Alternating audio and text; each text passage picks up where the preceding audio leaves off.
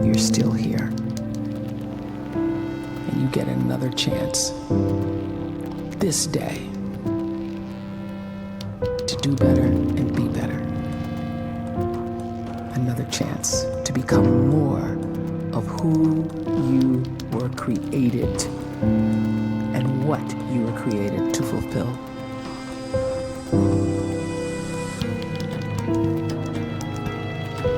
Everyone in the world is capable of living outside the role or beyond the roles that they place themselves in, no matter what it is. You're not just a dad, you're not just a banker, you're not just a brother or a son or a convict. It doesn't matter. Like, everyone is bigger, much bigger, infinitely bigger than the roles they place themselves in, and is capable of reaching potential greater than anything they could imagine.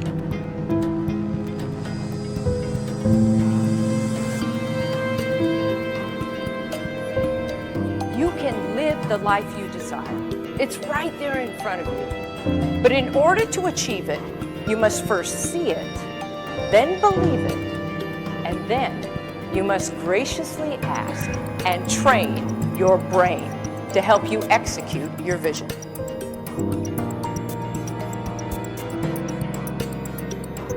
So when you start to focus and you delete distraction from your life, and you start to get seriously invested in doing one thing staggeringly well, and you practice that one thing over and over, a term to think about is mundanity. You do one simple, seemingly insignificant thing every day around your main skill, and it's very mundane, but small daily improvements over time lead to world-class results. Well, here's what happens in your brain. You start to isolate a single neurocircuit around that skill, and that starts to trigger a certain type of brain cell called an oligodendrocyte, which then releases myelin. Myelin is a fatty tissue that starts to wrap around that single neurocircuit related to that main skill you've been practicing. And when myelin starts to wrap around the brain circuit, what happens is you have accelerated learning times, you can see more quickly, heightened perception, and you'll learn more quickly. And that is really the quote-unquote secret of the great producers. It's not a result of some natural gift, but their daily practice, their relentlessness and their grit, their work ethic, and their singular focus and sacrifice.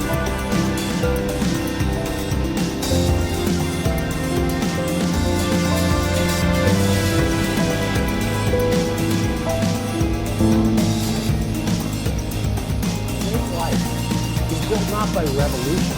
A great life is built by evolution. Small and steady wins the race. What you do every day is far more important than what you do once every day. I want you to really think about that idea. What you do every day is simply your life in miniature. And as you live every single day, so you're crafting your life. What you do over the next hours is really building the future. And if you can just get every single pocket of 24 hours right as best as we humanly can, the rest of our life is good. So small wins matter. The scripture says we will eat the fruit of our words. You are planting seeds when you talk. At some point, you're going to eat that fruit. My challenge is make sure you're planting the right kind of seeds. If you want apples, you have to sow apple seeds. If you want oranges, you can't plant cactus seeds, poison ivy seeds, mushroom seeds. You're going to reap fruit from the exact seeds that you've been sowing. In other words, you can't talk negative and expect to live a positive life. You can't talk defeat and expect to have victory.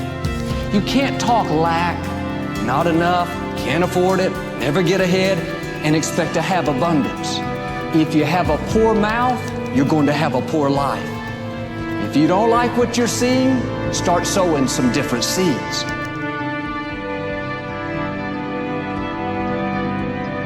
We may not realize it, but we're always feeding ourselves. What we watch, listen to, the people we're around, the thoughts we're dwelling on, that's feeding our inner man. If you go to lunch with people that talk bad about the boss, make fun of a coworker, put down a friend. They're feeding you gossip, feeding you jealousy, feeding you disrespect. Here's the key. Whatever you feed is going to grow. You may not like what they're feeding you.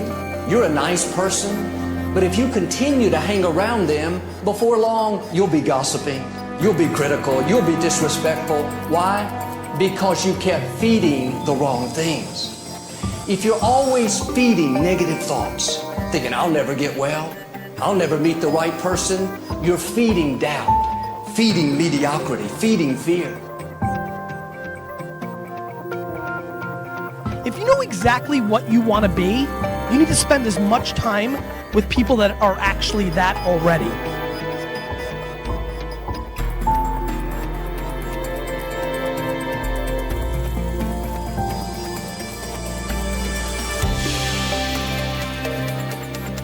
You cannot let a fear of failure, or a fear of comparison, or a fear of judgment stop you from doing what's going to make you great. You cannot succeed without this risk of failure. You cannot have a voice without the risk of criticism. And you cannot love without the risk of loss. You must go out and you must take these risks.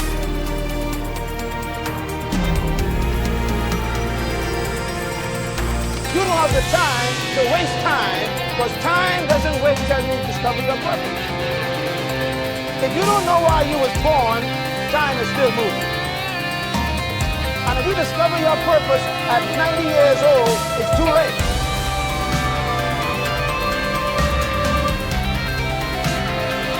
You don't know how young you are. What if you die in 2 years? You're pretty old right now. You got 2 years left. And if you're 50 years old and you're feeling discouraged, well, remember the advice about planting a tree. When's the best time to plant a tree? 20 years ago or today? So if you're 50 and you feel like life left you behind, well, get started right now. Better late than never. Better late than never. Don't think about time and age so much. It gets people distracted. When the whole world's distracted, you be focused.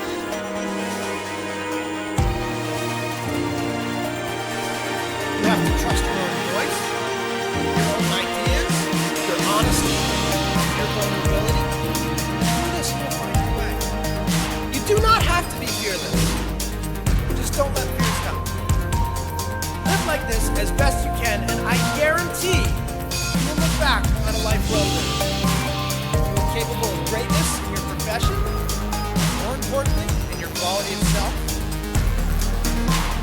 Stay hungry. Stay young at heart. Take those risks. You are going to change the world around you in big ways and in small.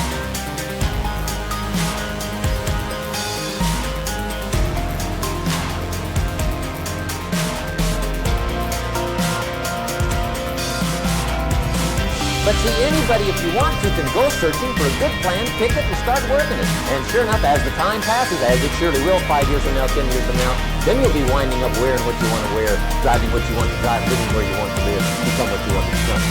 But now's the time to pick the next business. And who can?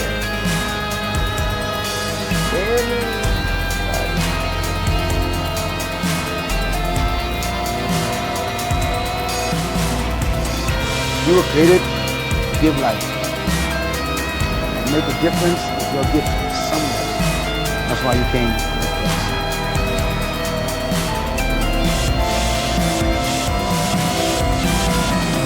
You want to improve? You want to get better? You want to get on a workout program or a clean diet? You want to start a business? You want to write a book or make a movie or build a house or a computer or put together some mobile application? Where do you start? You start right here. And when you start right now.